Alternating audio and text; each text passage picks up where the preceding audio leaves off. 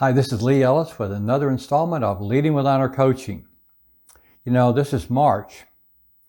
Now, March is an important month for me because that's when I was released from the POW camp and came back to freedom and came back home to be with my family. And my whole life had changed after 5.5 years of being a POW. So it's a great time to celebrate.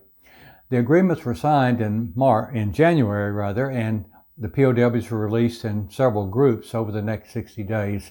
I was in the third large group, March the 14th, 1973. That's been 49 years ago. But I was very, very young, of course, then. There's some lessons there when I reflect back on coming home that I thought I'd share with you today. I was the youngest guy in the camp usually and the junior ranking person in the camp. And so I was in a leadership role.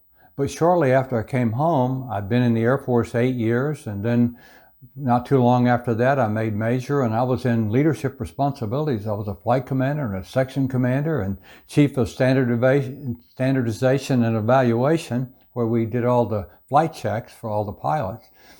Had a lot of responsibility. In some ways, I can look at that and say I was not prepared for that because I hadn't been through any leadership training. I'd never been in a leadership role. But I did well with it. And I think the lessons learned in the POW camp really carried me through. And so I thought I would just share a couple of those today, actually 4 of those today with you. The first thing is you have to believe in yourself.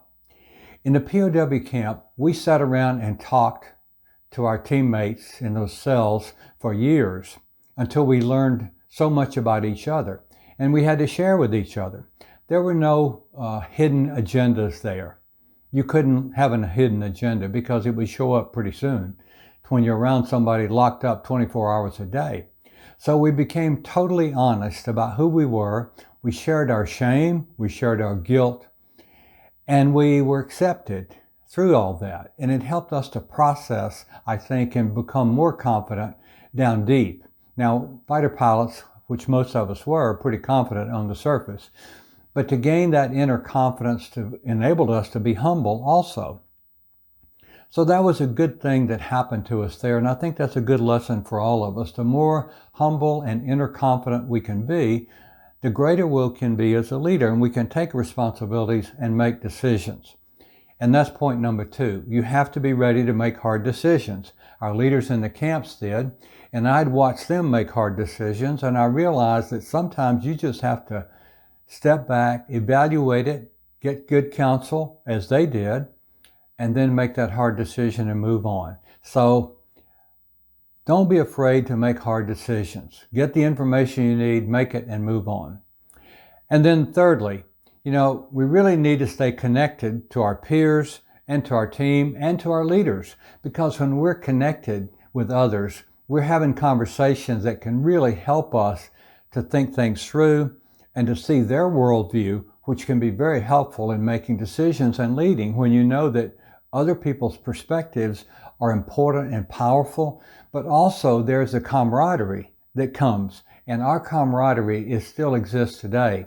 We're having our 49th reunion this June, and we're having our 50th in 2023 to celebrate the 50 years. Camaraderie, companionship is very, very important. Friendship, so important.